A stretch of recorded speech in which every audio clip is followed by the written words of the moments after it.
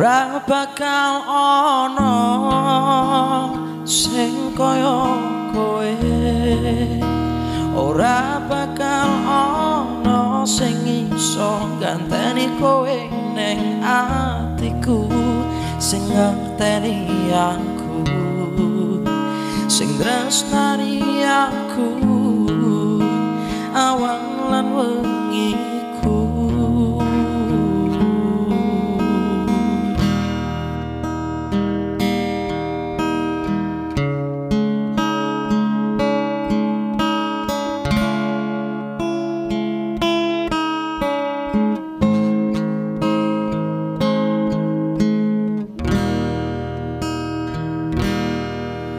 Liwat request lagu ning radio wengi kae, layang kamu sing takon muterke,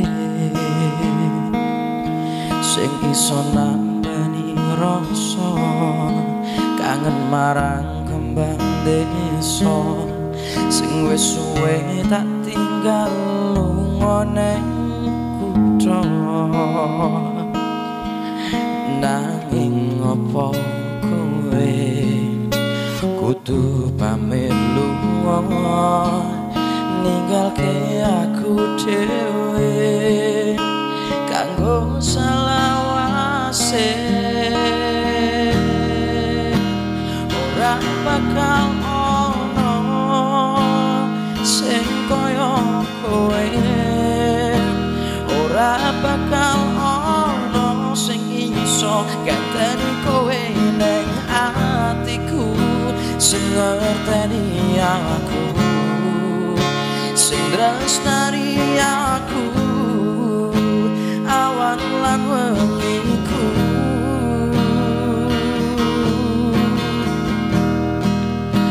Tanging sing atiku ning saben dinaku koyo lagi wingi kowe isih ning rangkulku, saiki wis ana ning swarga mulya tenangno ning kono.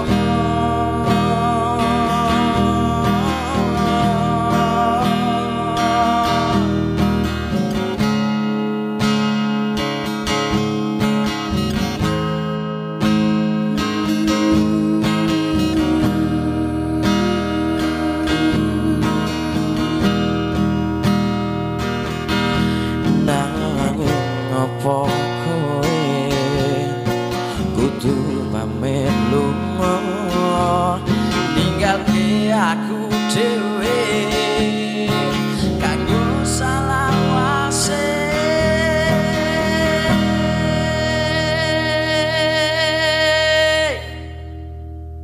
Ora bakal ana sing kaya kowe, ora bakal ana sing iso ganteni kowe ning atiku, sing ngerteni aku, sing tresnani aku awan lan wengiku.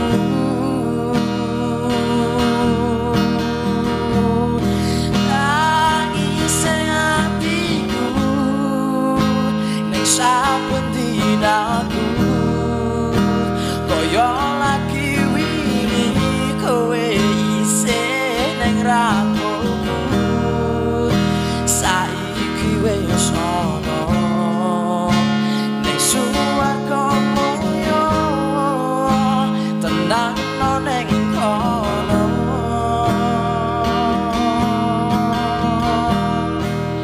Saiki wis ana ning swarga mulya tenangno ning kono.